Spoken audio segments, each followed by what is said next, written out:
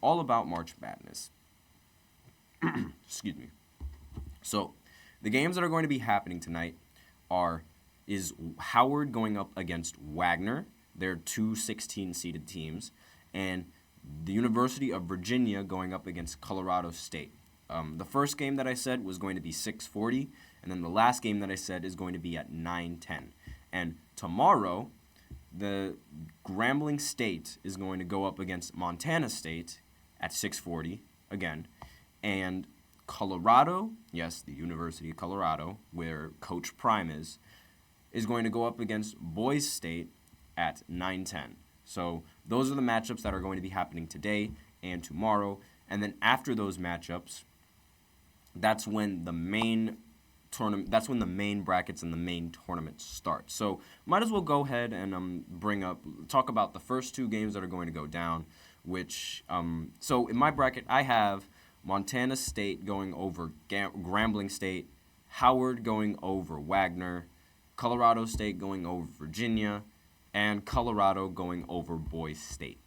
Now, I like the potential of Boise State going up against Colorado, and they're both very, very tenacious, trying to get rebounds and things of that nature.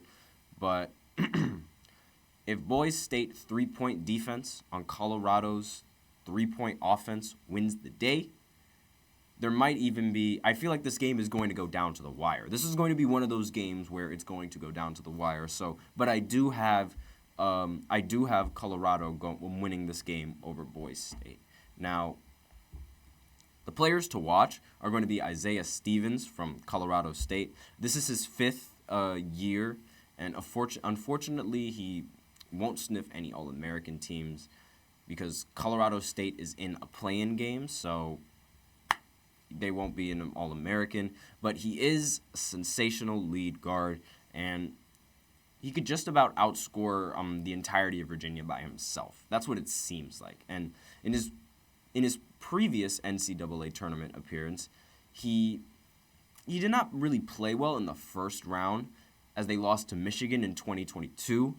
But maybe here this could be a redemption arc for him. So with there's not really much that needs to be said because there is no real upset that's going to happen considering how all of these teams are literally seeded in the exact same. Howard and Wagner, they're both 16 seeds. Virginia and Colorado State, they're both 10 seeds. Grambling State and Montana State, 16 seeds, so on and so forth. You guys understand the idea. Now, let's go ahead and talk about the bracket itself. Now, I'm going to start with the East region. So, I have UConn winning it in the first round. There's not really much that needs to be said about that. I said previously UConn is probably the most complete team going into this NCAA tournament. They're the only one seed that ended up winning their division tournament as well. So I think they're just going to keep running away with this. They're going to take that championship win, and then they're going to do it again. Now, next game on that list is Florida Atlantic going up against Northwestern. I have Florida Atlantic winning this game. Next game is SDSU going up against UAB. I have SDSU and winning this game in the end. Next game is Auburn going up against Yale. Judging by how Yale played in their championship game, I really do not think that they have any answer for Auburn. BYU, they're an absolute unit of a team. I've seen them every single time I go out. They're always on the TV, and I really, really like what they have as a team. I really think that they're going to end up making it to the second round. And then this goes into my next matchup where they face Illinois going up against Morehead State. Now, the only upset that I really have on this bracket is Drake going up against Washington State. Now, the game on this bracket that is definitely a must-watch is going to be San Diego State going up against UAB. Now, San Diego State's first round game last year, they were also the number 5th seed that year. It came right down to the wire. So did SDU's opener all the way back in 2014 as the number 4 seed. So I really think that this game is definitely going to be the best game to watch going into the tournament, the best first game to watch. There's I also mentioned that I do have an upset of this one. Like, I did say Drake over Washington State.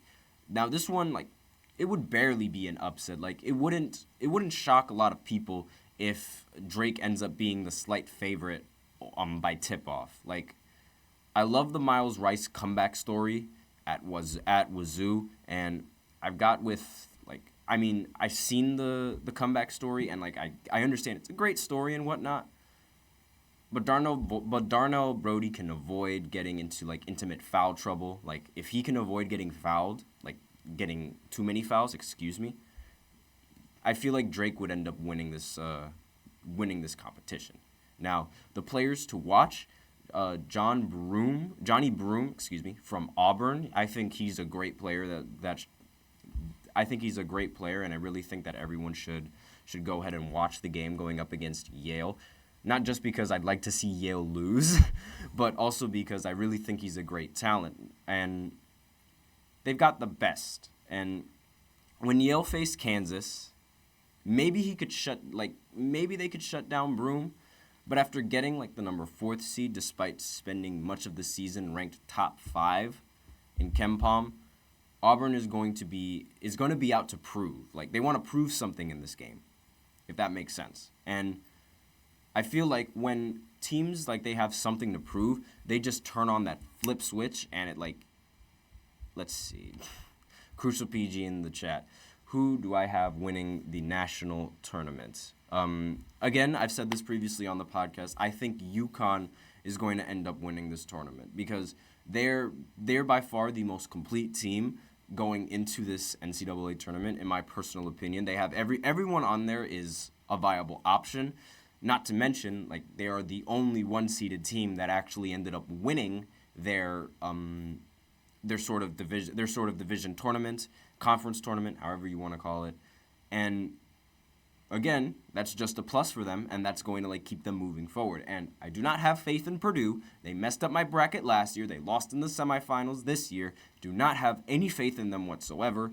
And I hope my cousin is watching this stream because he goes to Purdue. So good luck. Next, we move over to the South region, I believe. We covered the East region, so we might as well go ahead and, we'll do the South region next. Houston, they're the number 1 seed. I have them even though they lost in the finals in their division tournament, I still have them making it to the next round. Nebraska going up against Texas A&M. I have them making it out. Now, UW going up against James Madison. I actually have James Madison coming out here with an upset going into this one. Now, and then the next matchup, Duke going up against Vermont. Now, I looked a little bit more into it, and I think Duke is going to make it out of this round, but no further than that. The fact that they just don't have Coach K anymore is, like, it's really, like, I don't know how well, like, the team's going to perform under all of that pressure without having someone as great as Coach K to guide them. That's my personal opinion on it. I might be overhyping Coach K, but I saw what he did to the United States Olympic team 2008, 2012, and what he did with those teams, and obviously what he's done in college sports as a whole is nothing short of impressive. But I digress. Next game on the bracket is Texas Tech going up against North Carolina State. I think Texas is going to end up making it past North Carolina State. Next game on the list is UK going up against Oakland. Next game after that, I have UK winning that matchup, excuse me. The next game, Colorado going up against Florida. I have Colorado upsetting the University of Florida. And then there's Marquette going up against Western Kentucky. I have Marquette making it out of that round. Now, the best game, like, that's going to happen, in my opinion, is going to be Florida versus Colorado. Now, if we got Boise State versus Colorado as a possible buzzer beater, why not have Colorado go into the next round in a buzzer beater game as well? Like, I did say that Boise State going up against Colorado is going to be a relatively close game. So if I think that's going to be a close game, why not think Florida's going to be a great game as well?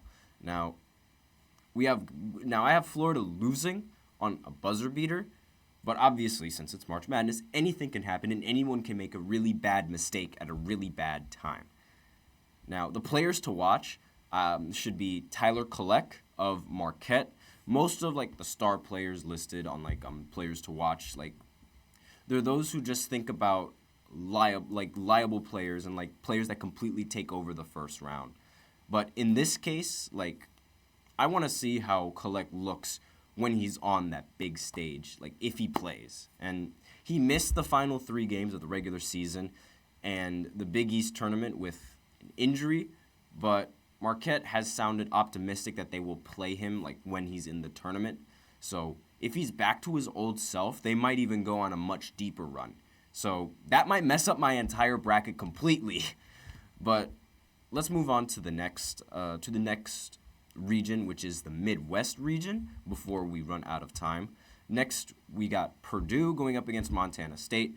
I swear, if Purdue messes up my bracket in the first round again, I am going to absolutely lose it. But I have them making it to the next round.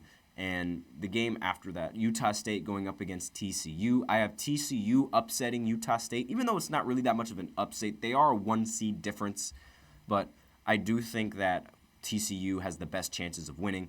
Next, Gonzaga going up against McNeese State. I actually have McNeese upsetting this one as well. This Midwest region right here, it's going to be the bracket of upsets. That's the bracket of upsets for me. And going forth into that, Kansas State going up against Samford. I think Samford is going to upset them. South Carolina going up against Oregon. I think Oregon has a very good chance of upsetting them. Creighton going up against Akron. I actually have Creighton winning this one because I don't even think Akron should be in this tournament, given how they won the tournament because someone else on the other team going up against Akron fouled their player and gave them 2 free throws. That was the flukiest win I've ever seen. They do not deserve to be in this tournament whatsoever. Crucial PG still in the chat. He's saying Purdue losing. Zach Ide is a noob. And I'm not going to say that about Zach because, he is super tall and he is very, very dangerous in the post. But I really don't think that Montana State is going to have anything to really stop someone that tall and a unit like Purdue. They might not make it out of the next round, but they have a good chance of making it out of the first round. Next game is Texas going up against Colorado State. I have Texas winning this since they are the 7th seed. And then we have the game that I'm going to be hooked on watching, Tennessee going up against St. Peter's. Obviously, since I'm from New Jersey, I'm going St. Peter's all the way. That's what my heart is saying. I really think that they could upset again, but I didn't put it on my bracket. That's going to be one of those, I just put Tennessee just to be safe, but that is going to be one of those teams that I hope gets this upset. I really hope that I'm wrong by picking Tennessee, and I would love to see St. Peter's go on another Cinderella run yet again. Now, we're running out of time, so I'm going to go ahead and talk about I'm going to go ahead and talk about the last region, which is the West region, and UNC, they're the number 1 team. I have them making it past the first round and going on to the next. Mississippi State going up against Michigan State. I actually have Michigan upsetting Mississippi State. I know I've said I'm not a big fan of Detroit in that area whatsoever, but I do think Michigan has a great basketball team. St. Mary's going up against Grand Canyon. I have a lot more faith in Grand Canyon than I do in St. Mary's, so I went with them. Alabama going up against Charleston. I think Alabama has the best chances of making it into the next round. New Mexico going up against Clemson. I think New Mexico has the best chances of winning in that first round. And again, I don't know what it is with Clemson. I just don't trust them with basketball. I do not trust them whatsoever. Baylor, the 3rd seed, going up against Colgate. I think Baylor is going to end up making it to the next round, going up against New Mexico after that. Dayton going up against Nevada. I think Nevada has the best chances to upset Dayton. And then Arizona going up against Long Beach State. I think Arizona has the best chances of coming out of that on top. But with that, and with that, that's the end of my predictions. So we're out of time with this second segment. and we are going to. Okay, before I'm done with that second segment, Crucial PG in the chat says Purdue is bad besides Ide, and that might be true, but you don't really have to be that good when you have someone that tall. All you have to do is be really good at shooting the ball, and obviously, that's a lot of pressure to ask for, which might honestly get to some of these players, which is why I don't have them making it that far in the bracket. I think they're going to lose in the second round. I don't think they're going to lose in the first round because they're going to take that loss in the semifinals. I think they're going to take it a little bit personally, and that's going to sort of drive them to wanting to play better. But then they're going to come back down to earth in the next matchup in the second round, and then they're going to lose out because relying on that 7-footer and then relying on shooters, in college it's a little bit different because the pressure, it seems to get to these college players a lot more than it gets to these NBA players, which really shows the difference in skill gap between NBA players and college level players. So when people say that, oh, I can definitely beat this basketball player in a one-on-one, they have no idea what they're talking about because they wouldn't even last in a college game. But I digress. So, again, we're out of time with this segment, so I will be right back after this short break giving my NBA recap of all of the games that happened last night. So, stay tuned for that.